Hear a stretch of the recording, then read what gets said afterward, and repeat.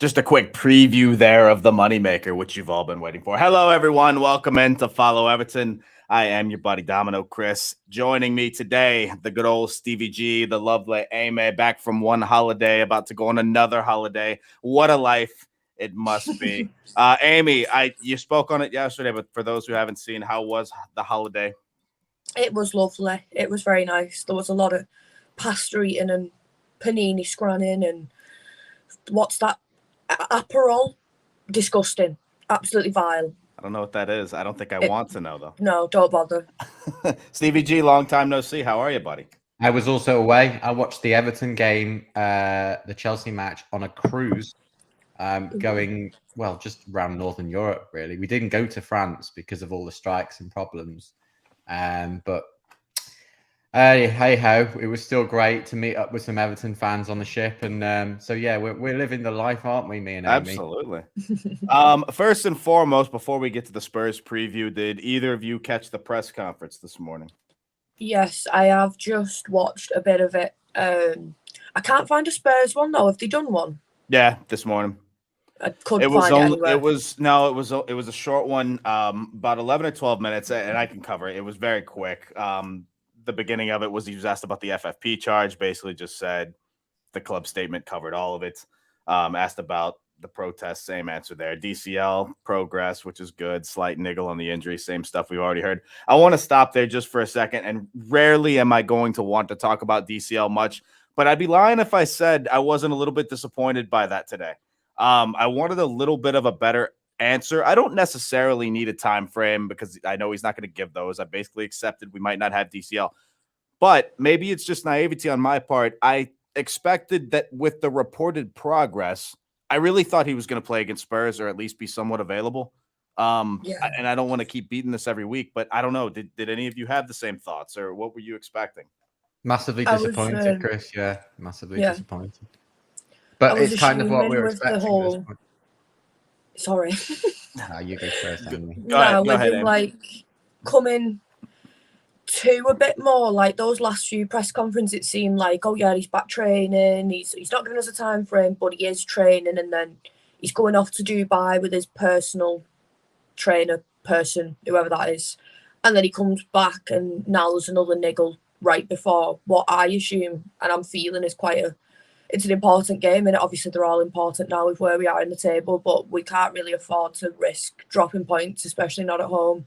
And now he's not ready again. It just goes back to what I've said every other time. There's something deeper. This niggle is not a physical niggle. I'm convinced. Yeah. And I'm not expecting to see him for the rest of the season now. If we do manage to see a bit of him, that's just a bit of a silver lining, I suppose, but I'm not expecting much from it all. And I think we need to be, if we are allowed to be in the market for anyone, which is a completely different story in it, I think we need to be in the market once again for a reliable striker. But I don't think we're going to shift him off the wage books either, because no one else is going to see him as reliable now. Yeah, sure. And I don't even know what we could imagine. Somebody told me, I think it was last month, they said they hope to get 25 million. There's just no chance that that's going to happen at this current. What were you saying, Steve? Massively disappointed. Well, for someone that's so injury prone, I mean, the reality is that we all want him to be part of the team, but we're now becoming accustomed to the fact that he's not part of the picture at a time when we really need him. But with Ellis really coming good at the end of that Chelsea game, I'm optimistic that we can actually survive and get ourselves to the summer. And there's obviously speculation now as to whether it is a niggle or whether he's been wrapped up to be sold on. Yeah, that's going to be a curious rumor, especially in the coming weeks, especially if we don't even see him on the bench. I would think that we would put him on the bench at some point, but again, at that point, or at this point, I should say, who knows? It's dragged on, hasn't it? And it just doesn't seem like it's going to end anytime soon, and it gets more frustrating by the week. And maybe it's that we just don't understand the full picture, and that we think that players are ready to resume. And perhaps he's just not ready, and that they want to be ultra careful because when he's been rushed back before, that might have caused previous injury. So we don't know. Yeah, and that's the thing. That's what I'm sort of clinging on to hope to, at least, because that is the best case scenario. Really, that's the only good scenario at this point. There's about 5 or 6 different ones. That's the only good one. Deitch didn't really talk much about Spurs other than to talk a little bit about Harry Kane. said we obviously have to come out confident. Talked about a couple of past matches positively on Ellis Sims and Coleman and Patterson, good attitudes, etc. But other than that, the press conference really didn't tell you much. And I guess there's not really much to tell. It's an international. They rarely do, though, do they, Chris? No, it was the same questions, the same answers, and quite honestly, I don't think that it's interesting with these international breaks, right? You come after a couple of weeks, momentum doesn't really carry over because you've had such a break and these players playing other games that the Chelsea match seems like ages ago, and you can't expect that to just translate immediately because it's just been so long. So I don't know. We'll see. I want to touch on Conte first very quickly. Obviously, Spurs away form. I'll get to their away form in a second. It's not been great as of late. New manager bounce. It's a thing, but this isn't really a new manager, right? He's been there a while. He's been with Conte a while, but now this is kind of his first real head roll without Conte even in the thought of being there. Stevie, thoughts on that? Do you think the team's going to respond to that? I think normally they do. Obviously, there's a lot going on now at Spurs, and they're coming to Everton looking for that sort of bounce.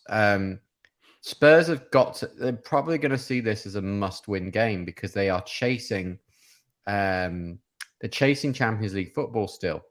And we must not forget that this game is vitally important for them. It could all be taken away from them if Newcastle win and the matches are kind of all over the weekend and then they get to us on Monday. Let's hope that's the case and that they don't come out all guns blazing.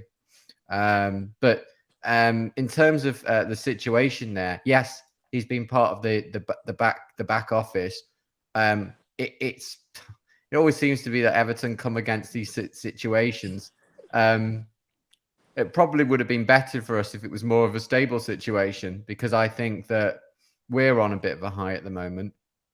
And we've made it really, really difficult for sides to come to Goodison recently and pick up points. But now this situation, as it presents in Spurs, might actually spur them on. And that's what we've got to be aware of. But I'm sure we'll all be well set up for that. Amy, what do you think on that? I think I agree with you. It's not really a full new manager bounce, is it? They're not really. He already knows them, and I feel like the new manager bounce is all about impressing and them learning who you are as a player. But he already knows who all these players are. He already has an idea what they're about. Obviously, Spurs don't have really all that much to prove anyway, generally to him anyway. Like Harry Kane's not going to solidify his place in the squad. Son did have a couple of issues, didn't he, at the beginning with Conte? He wasn't too impressed with him by the looks of things. But then when he did bring him on, I can't remember who it was against, but he scored 2 goals straight away. And he kind of proved to him that he does deserve that place in the squad. And I think it's not going to see much of a change. They're not going to see much of a tactical change or anything like that. I think when he last took charge of him, when Conte wasn't well, they got a win and a draw underneath him as well. So there may be a bit of confidence there. But I think they're just... the way Conte was managing him, he wasn't impressed at all with Spurs as a general setup, was he? And I think they're all still going to be a bit demoralised anyway, as they've looked all season, really. So hopefully they don't have too much going on where they're too confident now that he's gone, because it still will have the same... There's a reason he was Conte's assistant manager. It'll be still quite similar, won't it, really? Hopefully. Right. They're both cut from the same cloth. He's actually, I had to look this up because I wasn't sure of this. He's actually managed more games than I originally thought. He won a Champions League group stage over Marseille. He's won 3 league games with Spurs this season, 1-0 over Man City, 2-0 over West Ham, 2-0 over Chelsea. All of those were at home. And that's the common theme in this, because the 2 matches he's managed away, he lost 1-0 to Sheffield United in the FA Cup and lost 1-0 away to Wolves. So the away form under this current manager, basically non-existent, and the away form at home has been fantastic. We're kind of hoping and clinging on to that in terms of how that's going to go this weekend. Again, all of that doesn't always carry over and doesn't always matter. But Spurs away form lately hasn't been good anyway. Their last 5 matches, they've only taken 1 win out of that, and obviously the draw against Southampton as well. Obviously not dreadful away, such as teams like Oxford Forest and things like that. Monday Night Football, though. It's Monday night. It's under the lights. Obviously, we're hoping to bring a hostile atmosphere. Obviously, everyone except me is going to be there, which is fine. No worries. Well, Chris, we'll make sure that you're there for the next one. And let's hope that's in the Premier League. Amy and I will we'll be controlling as much as we can. We'll probably spend more time in the box than Calvert-Lewin has this season. Yeah. Let me just tell you that, because I get the our feeling very good friends at stake.com have been extremely generous, and our squad is going to be there. Well, we might make the bench, Amy. What do you think? I mean, I don't know. It's honestly, throw me on there at this point. I mean, I have no hand-eye coordination. I'm terrified of you're in then. You're sports perfect. balls flying at my face. Bring your boots. Bring the boots. You're perfect. Yeah, you're perfect. I'll just bring my shinnies and we'll just see what happens. If they But get the last game, it does seem like an absolute age since we played, but that women's game, I enjoyed watching that at Goodison. Of course, that kind of was a bit of a gap. So anyone went to that game probably still feels that they've seen Everton. But it does seem like a long time ago since we were under the lights. And God, it was probably about 3.5 weeks ago. Was it, Chris, or 4 weeks ago now? Something like that. Because that we had the Chelsea match, and then before then was Brentford was at home. Yeah, so it's been about 3 weeks. Yeah. But that's a shame because we're like hitting momentum with those home games, and then we really were. And even the last home match before that was the Villa performance, and Deitch even touched on that today and said that's the only real performance he's disappointed in, because it was a decent performance and we didn't come out of that with the result. But the home form has been fine, and we all know it goes without saying that's what we kind of have to rely on for the rest of the season if we're going to pick up points. Would love an away win, but let's be honest, we're not really expecting much in terms of most of these away games. I want to say hey to everybody, thanks for joining us. Richo, Mr. Blue Skies, Colin, David, the Blues, everybody in the chat. We appreciate James, Jazz. You know what to do. Like, subscribe, hit the notifications bell if you haven't already. We always appreciate the support, and we thank you for joining us today. Speaking of the last 5 from everybody, so Spurs last 5, Southampton away 3-3, Forest home 3-1, a win there. 2 wins from the previous 3, I should say. Everton's last 5 contain only 5 points there, but as you said, Steve, the momentum lately has been there. The performances have been better. We showed a little bit of fight. 4 goals in our last 2 away matches is something that's almost unheard of with this current squad. Do you think that the goals can keep coming is the question everybody wants to ask.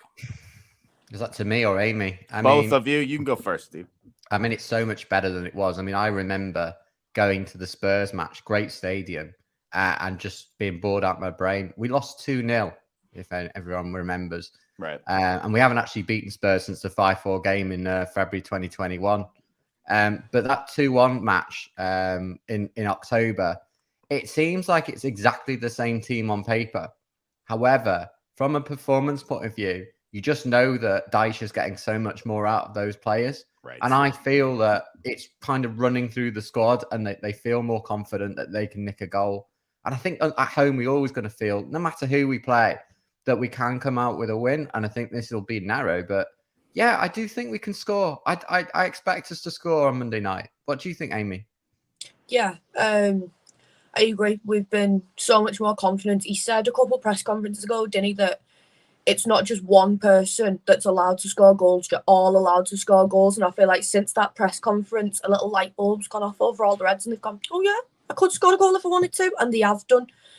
They really have tried, I suppose is the best way to say it, innit? And I think if we do push and we look for that opening where we can find it and we're smart about it, which I didn't feel like we were under Lampard. I felt like we were just a bit here, there and everywhere, not really knowing what was going on. But now we seem like a better kind of unit, I suppose is the better word. And yeah, I do believe we might be able to nick even a real goal, not even a set-piece goal. We might actually score a proper one again. An actual goal. A whole actual goal. Exactly.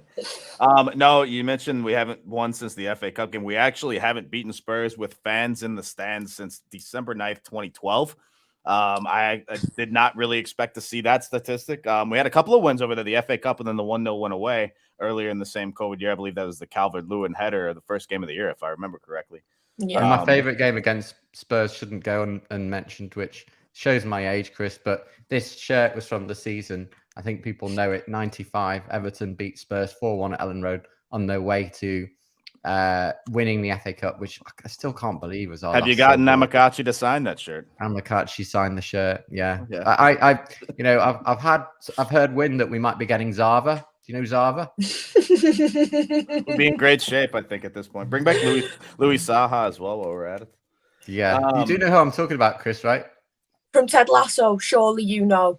Oh, I should know. Well, no, for some reason You are an American No, wait a second. fan. I'm a huge. I saw the first 2 seasons. That name's not ringing a bell though. Who is? No, He's that in about? the you're not 3rd up to- season. Oh well, you're hang not on. up No to date. spoilers. I haven't started watching the 3rd season yet. Okay. So But you Ted don't know who Lasso is a Zava is. great show. Anyone watching here? We've got people watching live, but if you're not watching live, it doesn't matter. Zava, do you think he'd do well at Everton? Probably still wouldn't do well. And make it's fun quite of me. funny, the Make latest fun of me for episode. being an American and not knowing. No, it's fine. Fun No fact, spoilers. Amy, you're clearly up to date on it. But anyway. I've not seen last Ted night's Lasso. episode. I was Ted Lasso Amy, you for need to watch Halloween a year and a half ago. episode. It's Am I really in for a funny. treat? Yeah, absolutely. Really funny. And what I'm saying now is going to really resonate with you. Go on. Okay. I'll have Chris, to. you need to get up to speed. For our next broadcast. I'll have to find I was Ted Lasso for Halloween a year and a half ago. Monday, had biscuits and everything. We'll have to have that on here. Yeah. But no, it really, it's the last game. I know you mentioned this yesterday, Amy, on the stream, but it's the last game of this week. I'm not a huge fan of knowing the other results first. I don't know why. I think maybe let's say the results, quote unquote, go our way. And I've said this numerous times. I try not to score West because we don't know who we want to even win because it might be different in next week, the week after, whatever the case. Let's just say we get some results that go our way. You almost don't want that, in my opinion, because you don't want the team to relax. Kind of. Yeah. At the same time, you don't want all the other. You don't want the results to not go your way. What I mean is, I'm not a huge fan of having the last game of the week just because of that. I'm afraid of these mindsets of the team because I don't want them to be rattled in a negative way. I know they're professional footballers. I totally understand that, but I'm at this point, I'm just a little afraid of everything. Anything that could go wrong, I just don't want it to happen. I feel like we as a group of individuals, none of them really handle that kind of pressure well either. Sometimes we do, like obviously Palace game last season. I don't know what happened at half-time in that team talk or anything, but we did deal well with the pressure. We used it to our advantage that time round, but sometimes Not we just talking about crumble. the FA Cup game, are you? You're talking about that was dreadful. I'm talking about the Palace game. But then against Liverpool. Yeah, it was obviously Dele Alli. Yeah, one of Dyche's first matches there, and the pressure of being at Anfield and it being a derby, we just crumbled. Yeah. So it could go one or two ways of us. We could look at it and go, right, we really need to do something proper here, overthink it and completely. Yeah, we were like it's not past 9 o'clock, so I can't say that word. Colin said the bottom of the table. Cheese at Anfield, but I think that we've had this situation where we don't know what Everton are going to turn up. For a long time, but now we're getting to the stage where we're kind of expecting, this is what I'm expecting, about 1 goal, about 0 to 1 goals conceded. And as you say, probably a few games will go against us, a few will. You just got to play the cards that you've got. I mean, you're a big card player, so you can only play what you've got. The situation with Everton is we've got to play. It's sometimes great with going first, like the 12:30 or even the Friday night. If you get a result in that, it's a fantastic weekend for the fans and the players. Of course. You know what you've done, but ultimately we can't control it. So we just got to give it our best. That's true. And this one will be interesting. I mean, listen, Spurs have conceded 8 goals their last 3 aways. That can't be overstated there. The team does open up on defense. Emerson Royale might miss this game with a knock. It's not really sure yet. I'll be interested to see their team news. Do you think we line up the same way? Is it one of those where we don't mess with success, or do you see Dyche making a change, particularly at right back? That's where I'm interested. I think with what he said before, as much as this breaks my heart as well as a Patterson fangirl, but on the press conference before, he didn't allude at all to there being a change there at right back. He was very complimentary of Coleman. He was complimentary of Patterson, but I think he'll be on the bench, but I don't think he'll start. We might see a bit of cheeky 20 minutes of him at the end, maybe if Coleman's getting tired, because he has played internationally as well as for us now as well. He might need that bit of fitness check-in that he does have the opportunity to do now that Patterson's back, but he's not at full match sharpness regardless of whether he's at full match fitness. So I'm not too sure. The left back, Mikalenko's back from his illness, innit? He played for the Ukraine. I didn't catch it. Yeah, there we go. The Blue says the same. Well, Mikalenko, though, was you could make an argument he was fit in our last one, and he just chose Godfrey instead. Steve, do you think we'll see Michael back on left back, or is he going to stick with the I don't think so. I think we'll play exactly the same team that finished the Chelsea game. Well, I hope that we do play the same team that finished the Chelsea game. But that means that Sims would start, but then if he's not going to start after that, then God, what are we going to? Well, yeah, but let's not forget. I mean, Damari Gray has shown great pace, though. So do you drop Damari Gray to the bench, or do you It's find about a being place smart. in midfield? He has been. I'd like to see them both, actually, Chris. I've Pretty much I've said the same thing for weeks. I wanted to see both Gray and Sims up front, and we haven't seen it yet. It's just about being smart. Well, but it's interesting. Okay, let's pretend you find a lineup with Gray and Sims. Now, the midfield we consists of McNeil, Ghana, Onana, Decore, and then Iwobi on the right side with either Gray or Sims up front. Are you dropping Iwobi to the bench because we're not dropping Dwight McNeil as of now under any circumstances? Absolutely not. You drop one of the Decore, Onana, Ghana combo. It's got to be Onana. I do think the work was a really good combo, but with everything, obviously, we touched on it last night. They've got a lot going on in their personal lives right now, the three of them. It might do to rotate the three of them as much as we can for the sake of their fitness and their well-being now as well. We found last year, Decore missed a lot of the season with Ramadan, which obviously, lots of people are fasting, and that makes it hard for them. But Decore missed a lot of games through that. Yeah. Or the games he played, he didn't really look. Maybe even the season before, but he didn't look right. And I think that kind of leads to what you would do. But no, do I expect them to do this? No. I expect probably we won't play Ellis Sims at top. We'd probably go Damari Gray again. I mean, it seems a bit negative, but that's probably what will happen. I think that's okay. Listen, here's the thing. Sims had a great appearance. He had a great goal. That's not 90 minutes worth of action. And I'm not trying to belittle what Ellis Sims did, but what I'm saying is we had not seen honestly, the only time we did see almost a full Ellis Sims is not one to remember at Anfield, but that was his first game. I'm not going to knock him for that. But the point being, what we've seen from Damari Gray is good. And yes, we want to see more goals. We want to see Sims and what he can do, but I have no problem if we play the same 4-5-1, if we play Gray up top, because it's actually looked decent, especially on the attack. So we need someone there who we can trust in Sims. What I'm saying there, Damari Gray gets tired after a bit. He's not played enough full 90 minutes under Dyche anyway this season in that position. And you do see him getting a bit like lethargic, and he's a bit like by about 70, 80 minutes. Absolutely. Yeah, so if you can swap him out for Ellis Sims, get a fresh set of legs on there when we could really do with it as well. And Gray's played a brilliant game all in all, and we swap him out because he's tired, and you have that good rotation rather than throwing Mope on instead and not having a solid option. We haven't mentioned Mope.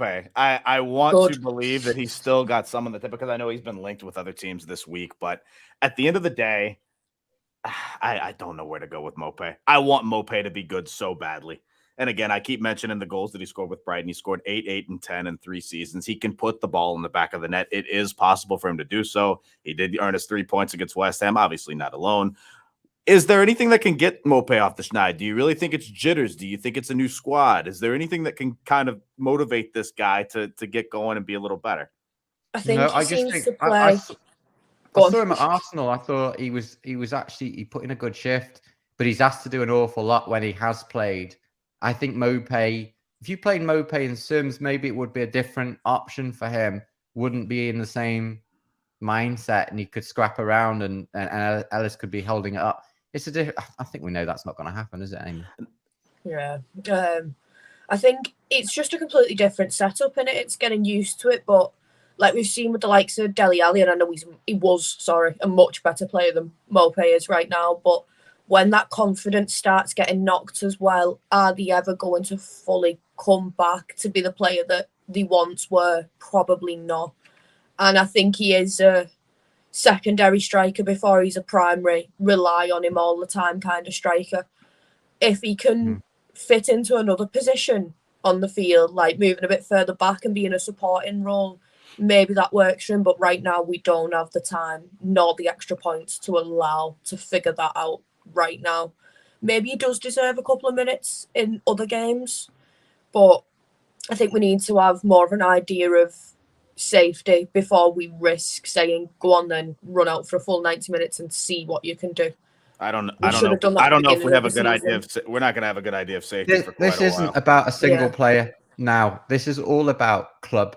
This is about the club. Everything from the fans right down to to the players on the pitch who are doing the business. This is about staying together till the end of the season, getting over the line, make sure that it's not going to be close. We don't want any Palace situations. I think this Spurs game, apparently they may have Perisic out. I read on the news. I was on the tube earlier. I'm in London. And if Perisic is out, that's a good thing for Everton. He played against Turkey, and there was a game they won, but he may be out. He's a good player. And so I think Everton will probably be approaching this as, let's play not to lose. I know it sounds negative, but Dyche will well know that a point against Spurs on Monday will go a long way to our survival, because that's probably the hardest game we've got, apart from maybe Man U in the next 6. Yeah, we've got Spurs, United, haven't we? I keep going back to it being, it's not Brighton, it's the other team at the bottom. Who is the other team at the bottom? We played them on the last day. Oh, Bournemouth. Bournemouth, thank you very much. It's been a long day. I can't see it going any other way than it being that last game of the season, and we have to beat Bournemouth at home. I'm convinced that that's the way it's going to go anyway. So we need to get it's a bit like a university or school deadline. It's one of those things. It just sucks you.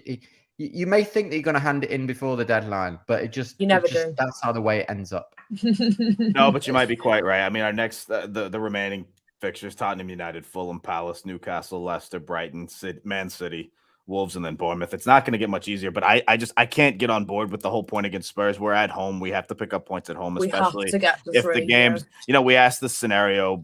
We went through a couple of scenarios before Chelsea. Let's just throw this out. The game's 0-0 on 75 minutes, even 80 minutes. Are you going for the win? Or are you actually going to play for the point? Steve? I'd probably hold tight.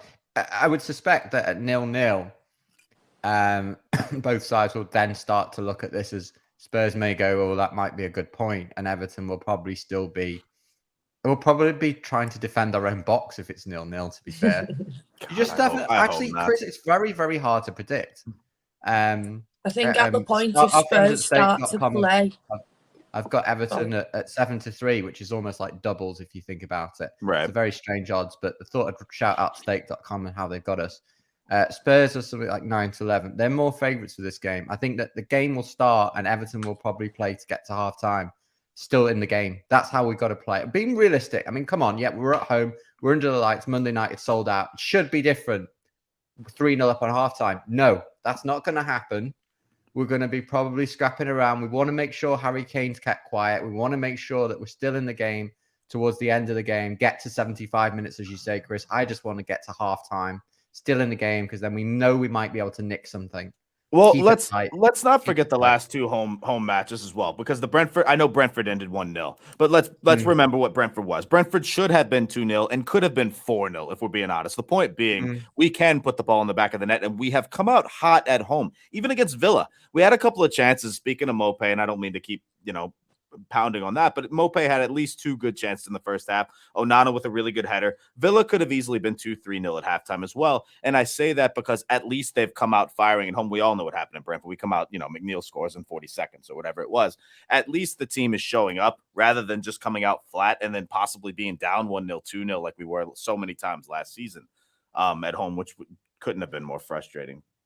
It was like we've done since Dyche has come in.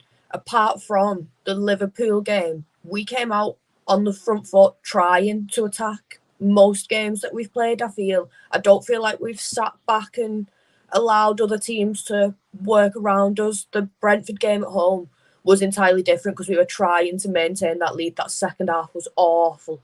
We weren't awful. It was just horribly nervy, wasn't it? Like, we were playing defensively.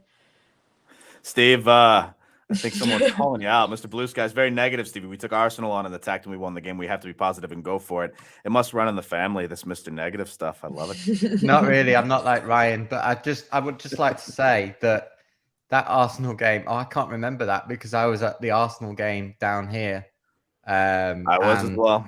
It was god awful. I forgot. I wiped that one from my memory. Don't want to think about that. God awful. I think it's the first time I've left way before the end. That's actually one of the earliest. I didn't leave early, but so many did, and I would have been. I would have. Like, that would have been one of the only ones I've ever left early. I left the derby at Anfield. I left early. That's to this day the only one I think I've ever left. But it's just that kind of performance, especially in the second half. It was almost like we just waved the white flag out at halftime. It was always going to be a difficult game, that though. You're at a bouncing Emirates where the top of the league after so many years. They've got all the good fans who've been with them forever are now finally a bit more enamoured by the team and they're getting a bit excited. All the fair weathers are there because they're finally doing something and they've managed to sort a ticket, so they're getting a bit loud. Against Everton, who are a struggling team, they were always going to be a difficult day. That shouldn't have been as bad as it was, obviously, but I wasn't expecting all that much from us that day at all. But Spurs is a completely different kettle of fish. I'm very bitter when it comes to Spurs. I don't really know why I don't like them, but I don't like them. And I feel like we can work around them. They don't like to be pressed on as much. I think if we start trying to irritate them, they will get irritated and they will lose their heads enough for us to start working through those little channels that they do tend to leave open. I'm not saying they're a bad team defensively or anything, but they're not brilliant. I think we could break them down if we wanted to, if we tried. If players like if Ricky's playing as well, which I don't think he is. I think he's injured, isn't he? This is he won't do well. This is a great point. At least we took 3 points from top of the league this season. Better than 2 good performances that didn't draws. Listen, it doesn't matter how you get the points as long as you get the points. And I fully agree with that. That was actually about to be my next question that no one wants to ask. I'm not sure if he's going to play. Excuse me. But if he does play, how many goals will Richarlison score this Monday? He won't. When we played them at Spurs, he got brought off early. He couldn't do it. I think I say this all the time. He still loves us. He loves the fans. We did a lot for him, and I think he didn't want to leave. You can't convince me otherwise. I'd like him to pop into the box. I'd like him to pop into the box and sign off. If he come in and said hello to us, I would cry on my knees and beg him to come back and say hi for next season. And if he does play, I hope he does okay because I still respect the fact. I mean, he won't get no boos or anything like that. When he comes out and they say his name, we won't. It won't be like when Gordon plays us and he comes back and he'll get a world shit. That's going to be an interesting day. Yeah, despite all of that, the grass isn't greener yet again. Very much like the Pinar situation when he went there. Colin says, Amy, Chris, Stevie, what do Everton need to do to win? Colin, we need to score more goals than Spurs do. That's put the ball in the back of the net, as our Lord Saviour Dyche says. No, that's what it is, though. You know, I wish I had a tactical breakdown of what we need to do. But listen, I've said it already. Spurs are very open on defense. They leave us plenty of space. They leave all the teams plenty of space. We have to put the ball in the back of the net. It's a very simple answer for this one, and we just have to prove that we can do so. Take the attack to them. I don't agree with the whole sitting back play and not to lose thing. I not that I don't expect it. That's Dyche ball. I hope we don't play that.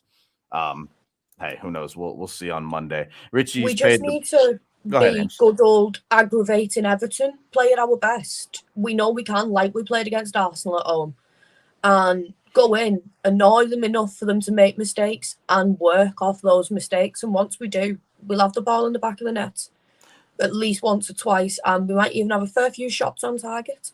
I've got a good feeling about Monday night, Chris. I just think that we're on a really good wave at the moment, and I think that if you can go to Chelsea and come back from 2 goals, and get back in the game and look good at times. Even there's been times we've gone to Chelsea and I've been there and I thought, I want to go home. 4-0, 5-0, yeah. We've seen all of that. I think the only one I can remember that was actually blissful was Leighton Baines. I think he scored a free kick at the end and we won on penalties. Oh, that's the FA Cup game. That's my favorite memory of the last 15 It's not years. normally a ground we get. I mean, Cahill did his overhead kick there, didn't he? Right. Motti did the commentary, and I think that those things have been few and far between. The fact that we can even remember these moments suggests how few they've been in 20, 30 years. I think what's happening is we've gone to Chelsea. I think that's going to bring huge confidence for Monday. I think you're right. I can't think of how many times we've come back from being down once, let alone twice this season, including under both managers. I can't, I was so shocked in us. But if we can do that, and I know Chelsea haven't been at the best this season, but still a brilliant squad of players. But they have recently, though. That's the thing. Chelsea had all the momentum going into that match. They were supposed. I don't want to say they were supposed to blow us away, but we talked about it before the match, and we said at least I did, Chelsea were out to make a statement, and I really thought they were. I couldn't be more happy with the point, especially given how the circumstances went of that game, to go down twice. Real quick, we talked about the midfield, want to touch on the defense. We talked about the left and the right. In the middle, are we going to see Michael Keane again, Steve? I don't know, but I think that he will probably play the same team. So I think that it's hard to say what he's going to do, but I do think it's just going to be the same team. Amy, does Yerry Mina still exist? What, like generally, or like as a person, as a human being? Is he still alive? No. Okay, fair enough.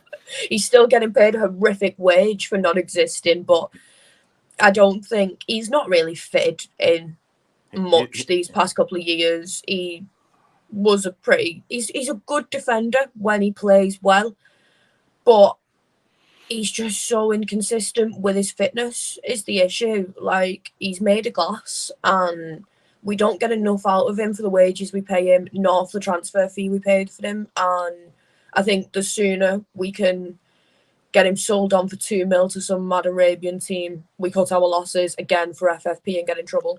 I think he's more of a case of kind of putting him on the shelf to actually get some money out of him this summer. But only time. Chris, I've managed to go through the vaults and I've managed to get some stats from the match from October, because I think if we're going to beat Spurs, we need to look at this as a lesson. Sure, go on. You know, it wasn't that long ago. Look at those shots on target. Of course, it is under Lampard. I was sat there and I was in awe of the stadium. I thought, wow, this is a really great stadium for concerts. No, it was a really good stadium. And we didn't have any of the ball. The first 20, 30 minutes was just like, oh my God, I can't believe what I'm watching. They had 60% possession.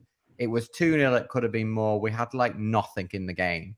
They had 21 shots against us. This was the last time we played Tottenham. The sides are not that different, maybe one or two personnel, but just look at what happened. So the clue is going to be, this is the case study, is they were passing the ball about. We hadn't got much possession.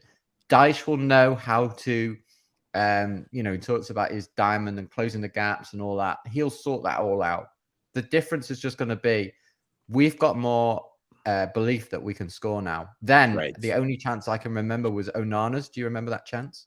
That one's never gonna. I remember watching this match at the pub. I remember a chance, and so was Onana. Was that on a breakaway? Is that what it was? Yeah, it was. Yeah, I remember now. Okay, he should have put it in, really. Right, but that was like he's a defensive midfielder. Onana, though, he is not an attacking midfielder. The only thing he's good for attacking wise probably is his height, so he can get his head on it. We just couldn't get near the ball, Amy. We were chasing shadows in the game, and that's something that we need to be looking at on Monday. We don't want to be chasing shadows. Not with Harry Kane on the form he's on. Well, yeah, not to mention we all know how much he loves scoring against Everton. Yeah. Okay, so final lineups. Steve, you said he's probably playing the same team in a 4-5-1. Amy, if you say 5 at the back, I'm kicking you off the stream. What team do you think we see against Spurs? I do think it's going to be the exact same. Don't fix something that ain't broken. We've done well. We've had 3 brilliant games with this squad that he's been putting out. There's no need for him to change it. If we are going to say 2 strikers, drop one of them 3 midfielders. If we do need to play more defensively, we keep Onana. He is a defensive midfielder. I've been saying this. He's a holding midfielder. I've been saying it all season. So then Decore gets dropped then, right? Because you're not dropping Ghana again. Yeah, Decore or Ghana, only because they have got a lot going on right now. Decore, like Stevie said, didn't do too well last season before. Ghana is a lot older now.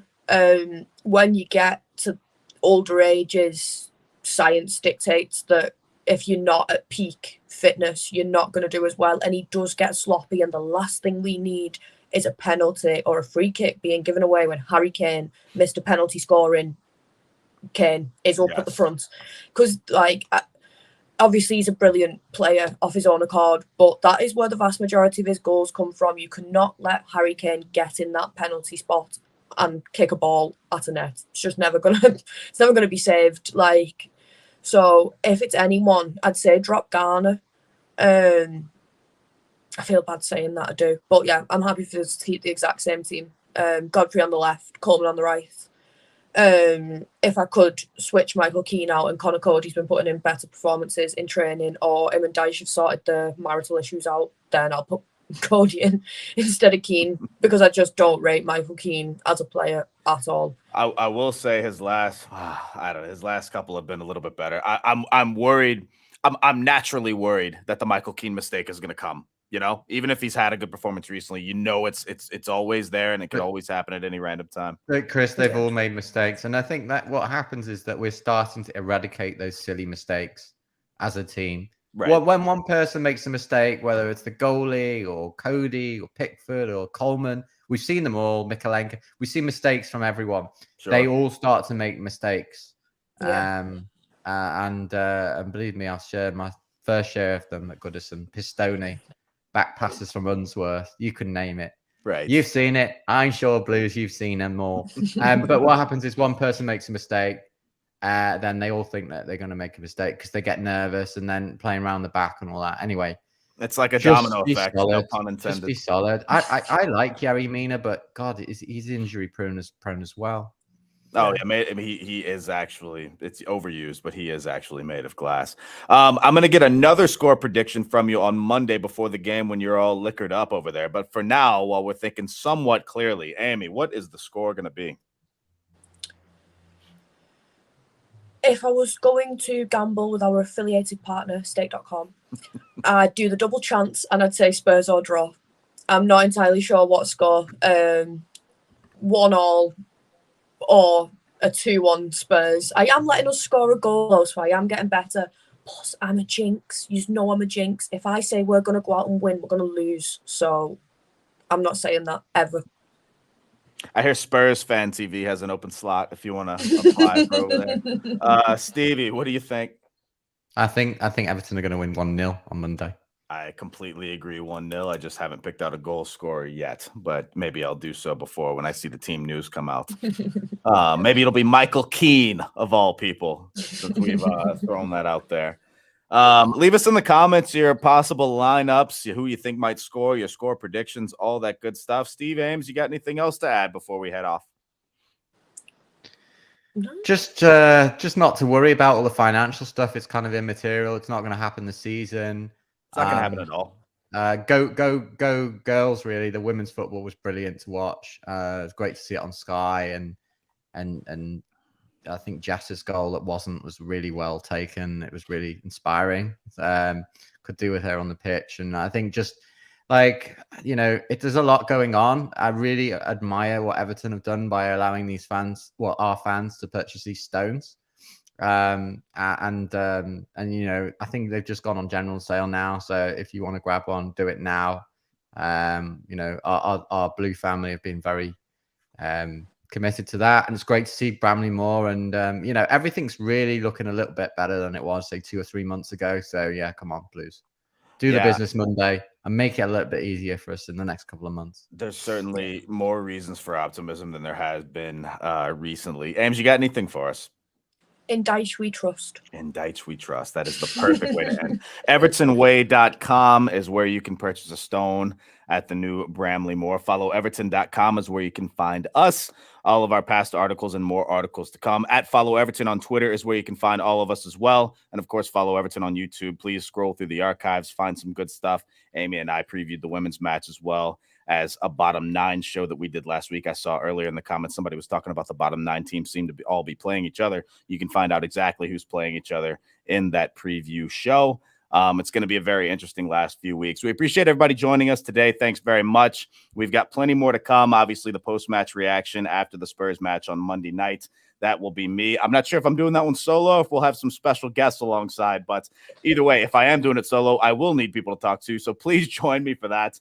If you're watching this on YouTube or Twitter, please like, share, subscribe, all that good stuff. If you've already done that, please hit the notifications bell. We greatly appreciate it. We're getting very close to 2,000 subscribers, and we'd love to hit that mark this weekend, and we need your help to do so. So please do that for us. We appreciate it, everybody. Thanks for joining us. And as always, up the toffees.